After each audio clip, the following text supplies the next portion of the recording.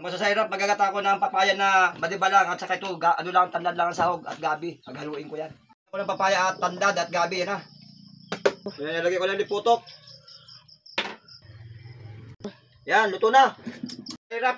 Ulam namin ay gabi at pinagsahalong papaya, yun o. Walang sahog yan, tandad lang sahog o.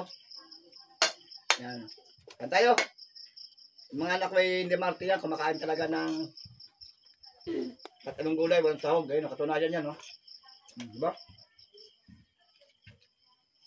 Sabihan hindi kami kumakain, pero kumakain kami na walang sahog talaga. Gabi na ano yan, gabi na pinaghalong papaya.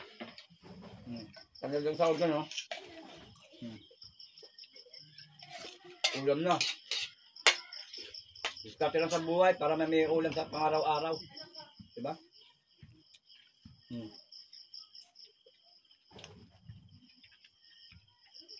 Yung mga anak ko, di mati kumain yan. At anong iahin mo yan, nakainin nila. Kamay mo daral, gulo.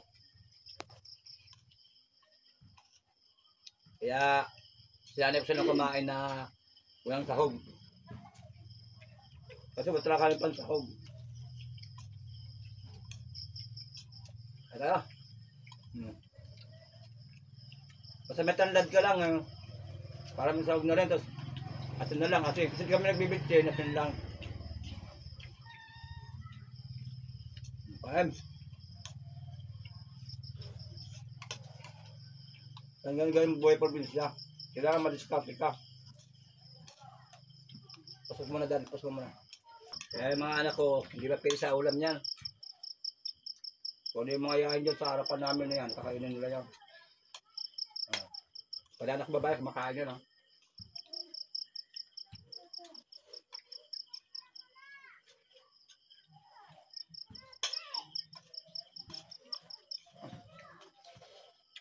Taon ngayon, ang mga kabataan sa panahon ngayon, hindi na nakain ng gatong ulam. Karemen ngayon, hotdog,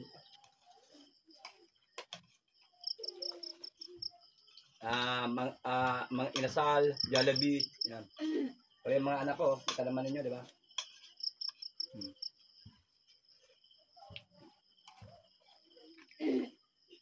Kain talaga nila yan.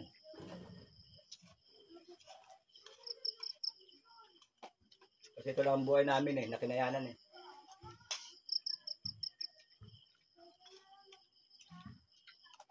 Kaya kayo, mag-aral kayo mabuti para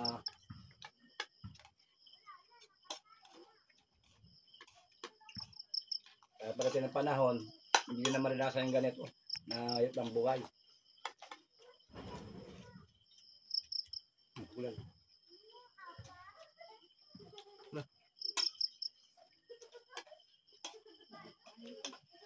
Sarap, parang may sahog din Sarap, parang may sahog din. Kasi nasanayan na namin itong pagkain namin, ulam namin. Pag wala pambili, ito lang luto namin.